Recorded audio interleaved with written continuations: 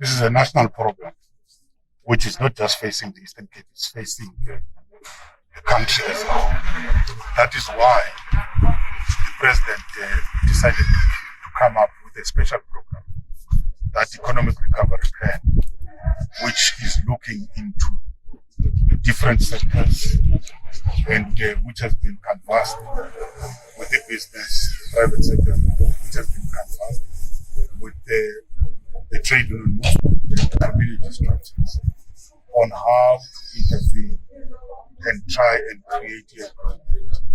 As the department, we are part of those who are coordinating that effort at the level of Nxesi. But also, as the department, we have our own what we call mass employment programs, the public employment programs, which we are interacting with the various municipalities, we are interacting with the various departments and with the provinces in order to ensure that those mass employment programs, which other people call them the short-term programs, we are working very hard. But also, we believe that as a department, what is key is the mass training of the young people to have the skills. And we have a branch in the department which is looking into the question of short-term training, but also not just training for the sake of training. Those people must also be linked to the jobs.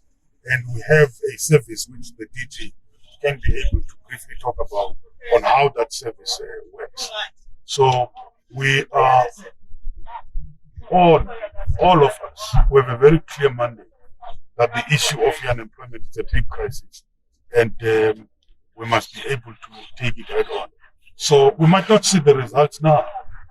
We've come up with a program, but the results, we might be able to start seeing them after a year or two or even three.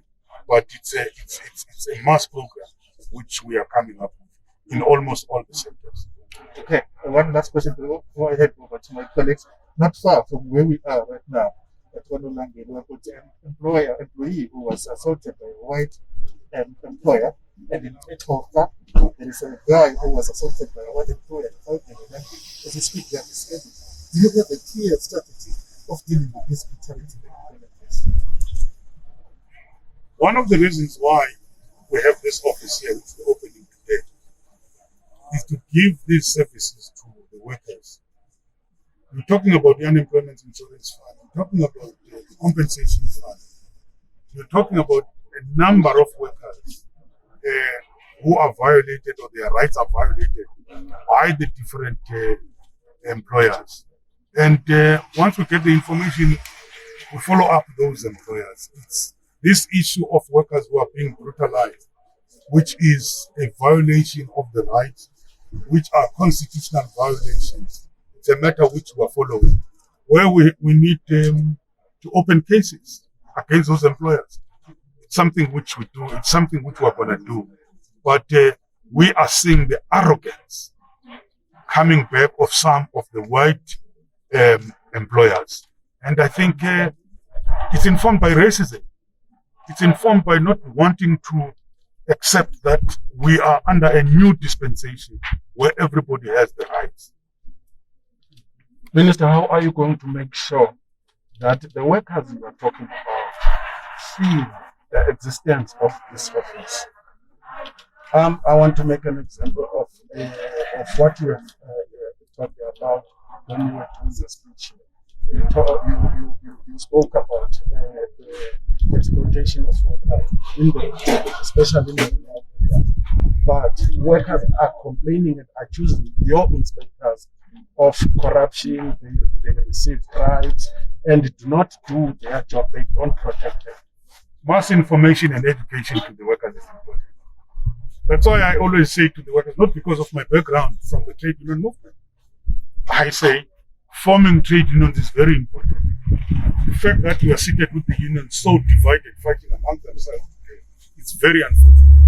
It disadvantages the workers because those trade unions, those shop stewards, are supposed to be our eyes and ears in the factory floor, in those shops which we are talking about. Now, once they become weak, it means they are going to compromise the workers. But what we are also doing is to have mass information and mass education. But also, we have always been concentrating on the big employers in the big factories. But it's clear now that we also have to deal with the small employers, like the employers in the retail, in the wholesale, and so on. That's where employment is in the rural areas, where we also see that there's mass exploitation.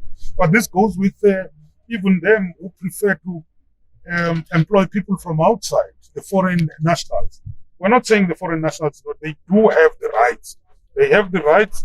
South Africa has signed a lot of international conventions, and we've bound ourselves into those international conventions. We have to respect the rights of all.